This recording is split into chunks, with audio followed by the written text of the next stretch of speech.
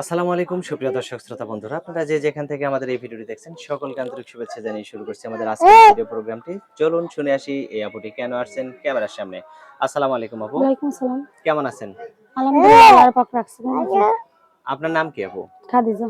খাদিজা আপু, ক্যামেরার সামনে কেন আসলেন? কেন হয়েছে? একটা ভালো মনের মতন মানুষের দরকার।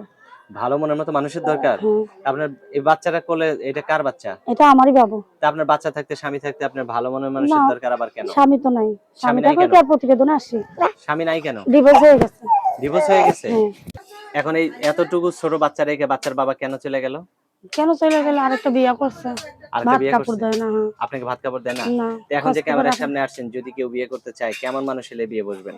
সে যেরকমই হোক, বয়স হোক, যেরকম খুশি ওই রকম হোক, আমার দেখার বিষয় নয়। যে দুই বেলা দুই মতো খাওয়াইতে পারবো, হ্যাঁ। 5 ওয়াক্ত নামাজ পড়ার তৌফিক করে দিতে পারবো, সেরকম একটা মনের মতো মানুষ চাই।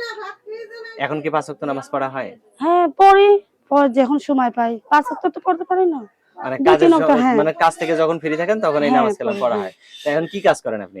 মানুষের বাসাবাড়ি কাজ করি। কয়টা বাসাতে কাজ করেন? একটা বাসায় কাজ করতে পারি না, কত বাবুরে নিয়ে। টাকা পান?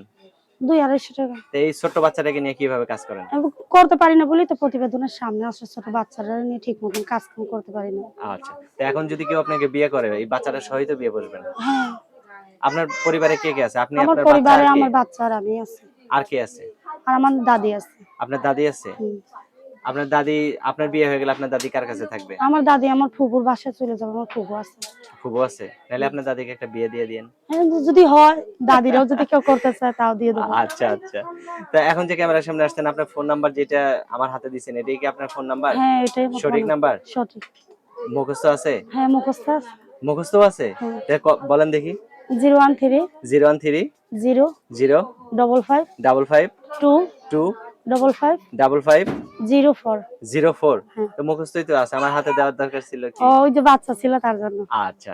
তো এখন বাচ্চাকে নিয়ে যদি কোনো ভালো মানুষ পান, তার সাথে সারা হ্যাঁ, জীবন থাকবেন তো? হ্যাঁ, আলহামদুলিল্লাহ থাকবো।